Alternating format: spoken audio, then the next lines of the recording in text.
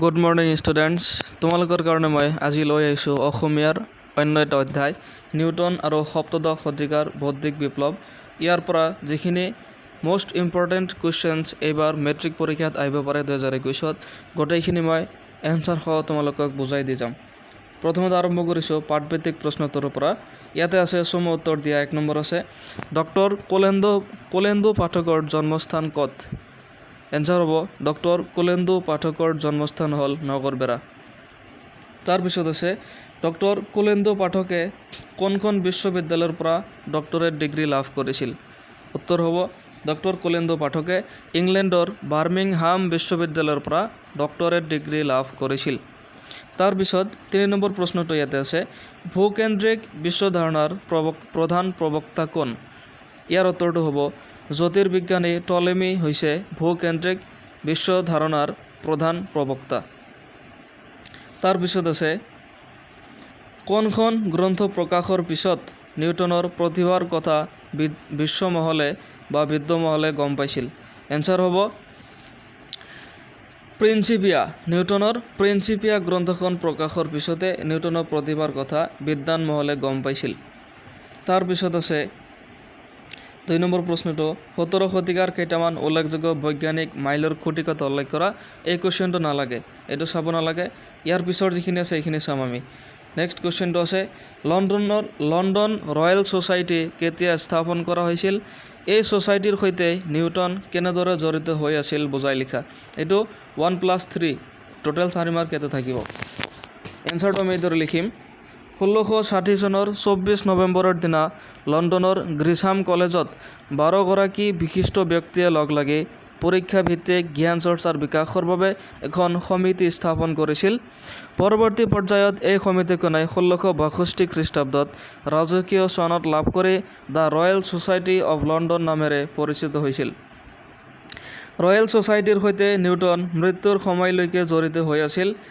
1684 খ্ৰীষ্টাব্দত ৰয়েল ছ'চাইটিৰ এগৰাকী সভ্য বিখ্যাত জ্যোতিৰ্বিদ এডমাণ্ড হেলিয়ে নিউটনক লগ ধৰি গ্ৰহ আৰু সূৰ্যৰ মাজত আকৰ্ষণে দূৰত্বৰ বৰ্গৰ ব্যস্ত আনুপাতিক নিয়ম মানি চলা নিয়মৰ লগত কেপলাৰৰ দ্বাৰা আৱিষ্কৃত উপবৃত্তাকাৰ কক্ষপথৰ সম্পৰ্কে কি সেই বিষয়ে সমাধান বিচাৰিছিল। নিউটনে সমস্যাটো বহু আগতে সমাধান কৰি থৈছিল যদিও বিতৰ্কত সোমাব নিবিচৰাৰ বাবে হেলিক কোনো প্ৰমাণ দিয়াৰ পৰা বিৰত আছিল। কিন্তু পিছত হেলিৰ অনুৰোধ এৰাব নোৱাৰি 1684 চনৰ নৱেম্বৰত নিউটনে on the motion of bodies in an orbit শীৰ্ষক বিখ্যাত গৱেষণা পত্ৰখন ৰয়েল ছ'চাইটিলৈ পঠিয়াইছিল আৰু হেলিৰ অনুৰোধত ৰয়েল ছ'চাইটিৰ বাবে প্ৰিন্সিপিয়া গ্ৰন্থখন ৰচনা কৰিছিল। এইদৰেই নিউটন ৰয়েল ছ'চাইটিৰ সৈতে জড়িত হৈ পৰিছিল। 1703 খ্ৰীষ্টাব্দত ৰবাৰ্টৰ মৃত্যুৰ পাছত নিউটন ৰয়েল ছ'চাইটিৰ সভাপতি নিৰ্বাচিত হৈছিল আৰু 1705 চনৰ পৰা মৃত্যু পৰ্যন্ত ৰয়েল ছ'চাইটিৰ সভাপতি হিচাপে ছ'চাইটিৰ কাম কাজৰ তদাৰক কৰিছিল। এইদৰে নিউটন কি আছিলে আমাৰ লণ্ডনৰ ৰয়েল ছ'চাইটিৰ সৈতে জড়িত হৈ আছিলে। তাৰপিছৰ কুৱেশ্যনটো আমাৰ এইদৰে দিছে শিক্ষা লাভৰ কালছোৱাত নিউটন কেনেধৰণৰ পৰিস্থিতিৰ সন্মুখীন হৈছিল বুজাই লিখা। নিউটন শিক্ষা লাভৰ সময়ত কি ধৰণৰ পৰিস্থিতিৰ সন্মুখীন হৈছিল সেয়া বুজাই লিখিব লাগে। উত্তৰটো আমি এইদৰে লিখিম শিক্ষা লাভৰ সময়ছোৱা অতি সংঘৰ্ষপূৰ্ণ সময় আছিল। তেওঁৰ জন্মৰ আগতে তেওঁৰ দেউতাকৰ মৃত্যু হৈছিল আৰু মাকে তেওঁৰ 3 বছৰ নহওঁতেই দ্বিতীয় বিবাহত আবদ্ধ হৈছিল। ইয়াৰ প্ৰভাৱ নিউটনৰ শিক্ষা জীৱনত বাৰুকৈ পৰিছিল আৰু বিভিন্ন প্ৰতিকূল পৰিস্থিতিৰ সন্মুখীন হ'বলগীয়া হৈছিল। নিউটনৰ দেউতাক আৰু ককাক নিৰক্ষৰ আছিল যদিও তেওঁৰ মাতুল বংশ শিক্ষিত আছিল। সেয়েহে তেওঁক লগত ৰাখি মাকৰ ফালৰ ককাকে শিক্ষিত কৰিবলৈ যত্ন কৰিছিল। 17 বছৰ বয়সত নিউটনক স্কুলৰ পৰা আঁতৰাই মাকে খেতি বাতিৰ কাম শিকাবলৈ গাঁৱৰ ঘৰলৈ লৈ গৈছিল। নিউটনৰ মোমায়েক আৰু স্কুলৰ এগৰাকী শিক্ষকে নিউটনৰ প্ৰতিভাৰ কথা গম পাইছিল আৰু সেয়েহে তেওঁলোকে নিউটনৰ মাকক যথেষ্ট বুজাই নিউটনৰ উচ্চ শিক্ষাৰ ব্যৱস্থা কৰিছিল। বিশ্ববিদ্যালয়ত পঢ়োৱাৰ ইচ্ছা হয়তো নিউটনৰ মাকৰ নাছিল, কাৰণ কেম্ব্ৰিজ বিশ্ববিদ্যালয়ত পঢ়াৰ সম্পূৰ্ণ খৰচ মাকে দিয়া নাছিল। নিউটনে নিজৰ ধনী সহপাঠীসকলৰ ভৃত্যৰ কাম কৰিও পঢ়া খৰচ উলিয়াব লগা হৈছিল। সেই সময়ত কেম্ব্ৰিজৰ বৌদ্ধিক পৰিৱেশৰ উৎসাহজনক নাছিল। সেয়ে তেওঁ 1665 চনত BA ডিগ্ৰী লাভ কৰে যদিও প্লেগ ৰোগে মহামাৰীৰ ৰূপ লোৱাৰ বাবে বিশ্ববিদ্যালয় বন্ধ কৰি দিয়াত গাঁৱৰ ঘৰলৈ ঘূৰি আহিবলগীয়া হৈছিল। 1667 চনতে তেওঁ পুনৰ কেম্ব্ৰিজলৈ ঘূৰি গৈ অধ্যয়ন আৰম্ভ কৰিবলৈ সক্ষম হৈছিল। পাছলৈ তেওঁ এই বিশ্ববিদ্যালয়ত গণিতৰ অধ্যাপক হিচাপে কাৰ্যনিৰ্বাহ কৰিছিল। এয়া আছিলে আমাৰ নিউটনৰ শিক্ষা লাভৰ সময়ছোৱাত হোৱা পৰিস্থিতি। 4 নম্বৰ ইয়াতে নেক্সট কুৱেশ্যনটো আছে 5 নম্বৰ কুৱেশ্যনটো নিউটনৰ প্ৰিন্সিপিয়া গ্ৰন্থই বৌদ্ধিক মহলত কেনেদৰে খলকনিৰ সৃষ্টি কৰিছিল চমুকৈ আলোচনা কৰা। প্ৰিন্সিপিয়া গ্ৰন্থখনে কিদৰে খলকনিৰ সৃষ্টি কৰিছিল সেই আলোচনা কৰিব লাগে। এইটো 3 মাৰ্কৰ কাৰণে আহিব। এনচাৰটো এইদৰে লিখিম আমি 1687 চনত ৰয়েল ছ'চাইটি অফ লণ্ডনৰ দ্বাৰা প্ৰকাশিত নিউটনৰ প্ৰিন্সিপিয়া গ্ৰন্থখনে দুৰূহ হোৱা স্বত্বেও ইউৰোপৰ বৌদ্ধিক মহলত খলকনি তুলিবলৈ সক্ষম হৈছিল। গ্ৰন্থখনে বিজ্ঞান বিপ্লৱত গুৰুত্বপূৰ্ণ ভূমিকা গ্ৰহণ কৰিছিল। গ্ৰন্থখনত ব্যাখ্যা কৰা নিউটনৰ মহাকৰ্ষণৰ নিয়ম আৰু গতিবিজ্ঞানৰ 3টা নিয়মৰ সৰল গাণিতিক ব্যাখ্যা তথা বৈজ্ঞানিক কৰ্মৰ লগত 17 শতিকাৰ শেষৰ ফালে বিদ্বান মহলে বুজি পাইছিল যে বিশ্বখন জটিল হ'লেও বিশ্বখন কিছুমান অতি সৰল নিয়মেৰে পৰিচালিত হয়। আকাশত থকা চন্দ্ৰ গ্ৰহ আদিৰ গতি অতিলৌকিক বা দৈবিক শক্তিয়ে নিয়ন্ত্ৰণ নকৰে। কোপাৰ্নিকাছ, কেপলাৰ আৰু গেলিলিঅই গ্ৰহগতি সম্পৰ্কে কৰা নতুন ধাৰণাক গ্ৰহ, ধূমকেতু আদিৰ নিজৰ গতিপথত ধৰি ৰখা বল আৰু নিয়মৰ উদ্ভাৱন কৰি নিউটনে নতুন মাত্ৰা প্ৰদান কৰিছিল। গেলিলিঅ আৰু গিলবাৰ্টে আৰম্ভ কৰা বিজ্ঞান চৰ্চাৰ নতুন ধাৰাই নিউটনৰ প্ৰিন্সিপিয়া গ্ৰন্থৰ মাজেদি পূৰ্ণতা লাভ কৰিছিল তথা গ্ৰন্থখনৰ পিছত নিউটনৰ প্ৰতিভাৰ কথা বিদ্বান মহলে ভালদৰে গম পাইছিল। তেওঁৰ গ্ৰন্থ আৰু আৱিষ্কাৰসমূহে সমসাময়িক বৌদ্ধিক জগতখনক আলোড়িত, পুলকিত আৰু বিস্ময়াভিভূত কৰিছিল। সেয়ে ভল্টেয়াৰৰ পৰা আইনষ্টাইনলৈ এই গ্ৰন্থখন প্ৰকাশ হোৱাৰ পাছত নিউটনৰ বৌদ্ধিক ক্ষমতা, তত্ত্বৰ সৰলতা আৰু বিশ্বজনীনতাৰ মহত্বক কৃতজ্ঞতাৰে স্বীকাৰ কৰি গৈছে। তাৰ পিছত আহিব চমুকৈ থকা লিখা কোপাৰ্নিকাছ, গেলিলিঅ, কেপলাৰ আৰু আপেক্ষিকতাবাদ। ইয়াৰ যিটো এনচাৰৰ PDF ফাইলটো আছে মই ডেছক্ৰিপশ্যনত দি দিছোঁ, ডাউনলোড কৰক আৰু এইখিনি বস্তু আপোনালোকে ভালদৰে পঢ়ি লওক। এইখিনি ডাউনলোড কৰাৰ পিছত চাই ল'ব পাৰে, এইটো লিখি বা প্ৰিণ্ট আউট কৰি ল'লে হৈ যাব। তাৰপিছত আছে সমাৰ্থক শব্দ লিখা। সমাৰ্থক শব্দ এইদৰে লিখিম আমি বিশ্ব, ইয়াৰ সমাৰ্থক শব্দ পৃথিৱী বা ধৰিত্ৰী। সূৰ্য, ইয়াৰ সমাৰ্থক শব্দ ৰবি বা অৰুণ। গণনা, ইয়াৰ সমাৰ্থক শব্দ হিচাপ। তাৰপিছত আছে চিঠি, ইয়াৰ সমাৰ্থক শব্দ হ'ব পত্ৰ।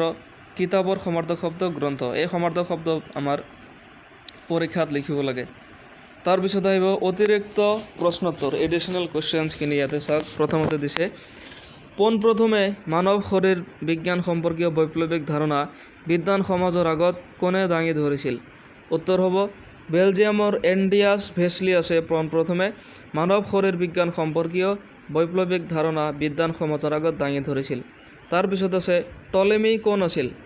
এনচাৰ হ'ব টলেমি ইজিপ্তৰ এগৰাকী জ্যোতিৰ্বিজ্ঞানী তথা ভূকেন্দ্ৰিক বিশ্ব ধাৰণাৰ প্ৰধান প্ৰবক্তা আছিল। তাৰপিছত আছে এলমেজেষ্ট গ্ৰন্থৰ ৰচক কোন? এনচাৰ হ'ব এলমেজেষ্ট গ্ৰন্থৰ ৰচক হ'ল টলেমি। তাৰপিছত আছে জহান কেপলাৰ কোন দেশৰ জ্যোতিৰ্বিজ্ঞানী আছিল? উত্তৰ হ'ব জহান কেপলাৰ জাৰ্মানী দেশীয় জ্যোতিৰ্বিজ্ঞানী আছিল।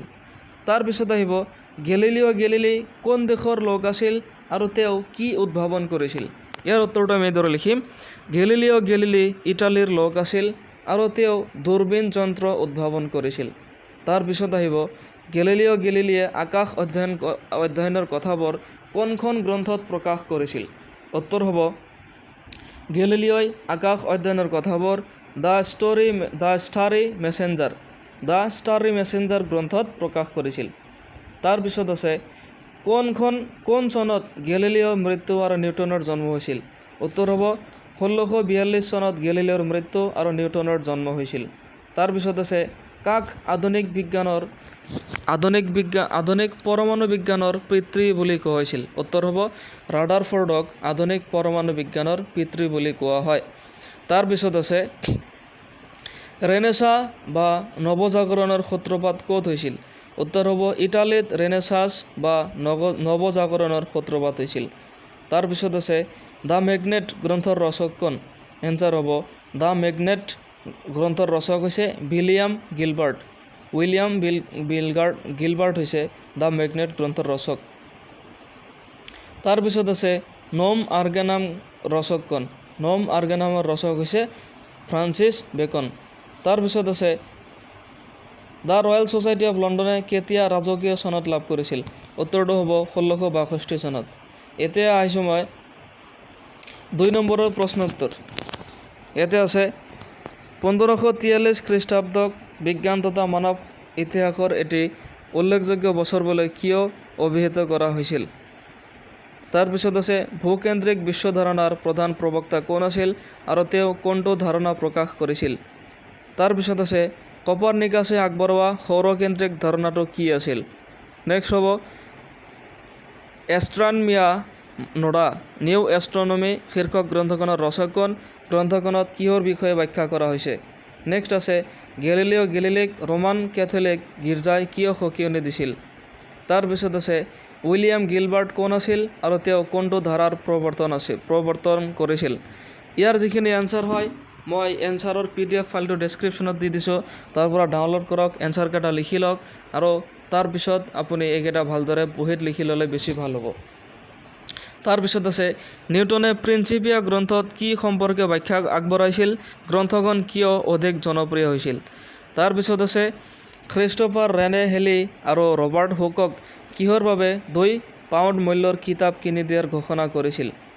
তাৰপিছত আছে 1684 চনৰ নৱেম্বৰ মাহত ৰয়েল ছ'চাইটিলৈ পঠোৱা নিউটনৰ গৱেষণা পত্ৰখনৰ শীৰ্ষক কি আছিল আৰু নিউটনে গৱেষণা পত্ৰ কাৰ অনুৰোধ আৰু কিয় ৰয়েল ছ'চাইটিলৈ পঠিয়াইছিল? উত্তৰ হ'ব 1684 চনৰ নৱেম্বৰ মাহত ৰয়েল ছ'চাইটিলৈ পঠোৱা নিউটনৰ গৱেষণা পত্ৰখনৰ শীৰ্ষক আছিলে on the motion of bodies in an orbit.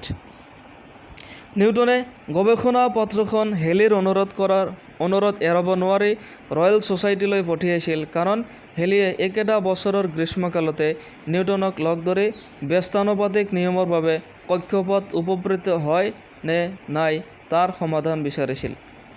তাৰপিছত আছে 16 আৰু 17 শতিকাত সংস্কৃতিৰ অন্যান্য দিশত অৱদান আগবঢ়োৱা কেইজনমান মহৎ প্ৰতিভাৰ নাম উল্লেখ কৰা। নেক্সট এইটো আমাৰ লাষ্ট কুৱেশ্যন হয়, এইটো আছে কপাৰনিকাছে আগবঢ়োৱা সৌৰকেন্দ্ৰিক গ্ৰহগতিৰ ধাৰণাটো বিদ্বান মহলে কিয় সহজে গ্ৰহণ কৰা নাছিল? ইয়াৰ উত্তৰটো হ'ব এইদৰে কপাৰনিকাছৰ আগতে ইজিপ্তৰ জ্যোতিৰ্বিজ্ঞানী টলেমিয়ে আগবঢ়োৱা ভূকেন্দ্ৰিক ধাৰণাটো মধ্যযুগৰ কিছুমান পণ্ডিতে বাইবেলৰ দ্বাৰা সমৰ্থিত বুলি প্ৰচাৰ কৰাৰ পাছত এই ধাৰণাটো সকলো দিশৰ পৰা গজগজীয়া হৈ পৰিছিল। সেয়েহে কপাৰনিকাছে আগবঢ়োৱা সূৰ্যৰ চৌপাশে খালী চকুৰে দেখা গ্ৰহকেইটা বৃত্তীয় পথেদি ঘূৰে তথা চন্দ্ৰই পৃথিৱীক পৰিভ্ৰমণ কৰে সৌৰকেন্দ্ৰিক গ্ৰহগতিৰ ধাৰণাটোক বিদ্বান মহলে সহজে গ্ৰহণ কৰি লোৱা নাছিল। গতিকে এইকেইটাই আছিলে আমাৰ নিউটন আৰু সপ্তদশ শতিকাৰ ভৌতিক বিপ্লৱ এই চেপ্টাৰৰ পৰা আহিব পৰা গোটেইখিনি কুৱেশ্যন। এইখিনি কুৱেশ্যন ভালদৰে ফ'ল' কৰিলে ইয়াৰ বাহিৰে কোনো কুৱেশ্যন আহিবই নোৱাৰে। গতিকে এইখিনি ভালদৰে ফ'ল' কৰক। ইয়াৰ PDF ফাইলটো মই ডেছক্ৰিপশ্যনত দি দিছোঁ, ডাউনলোড কৰক। এনচাৰকেইটা আপুনি বহীত লিখি লওক বা এটা প্ৰিণ্ট আউট ওলাই লওক। ইয়াৰ পিছত মেট্ৰিক পৰীক্ষাৰ কাৰণে মই গোটেইখিনি ছাবজেক্টৰ কুৱেশ্যন এনচাৰ আলোচনা কৰি যাম আৰু লগতে এটা ছাবজেক্টৰ 4-5টাকৈ মই প্ৰেক্টিছ ছেট দি যাম। এইবোৰ ভিডিঅ' আপুনি যদি ভালদৰে ফ'ল' কৰে 70-80% আৰামছে পাই যাব। গতিকে এই ধৰণৰ ভিডিঅ' আৰু পাই থাকিবলৈ মোৰ এইটো চেনেল ছাবস্ক্ৰাইব কৰক আৰু আপোনাৰ যিমানবোৰ ফ্ৰেণ্ডছে মেট্ৰিক পৰীক্ষা দিব 2021 চবৰ লগতে শ্বেয়াৰ কৰক। থেংক ইউ ফৰ ৱাচিং the video'. Have a great day.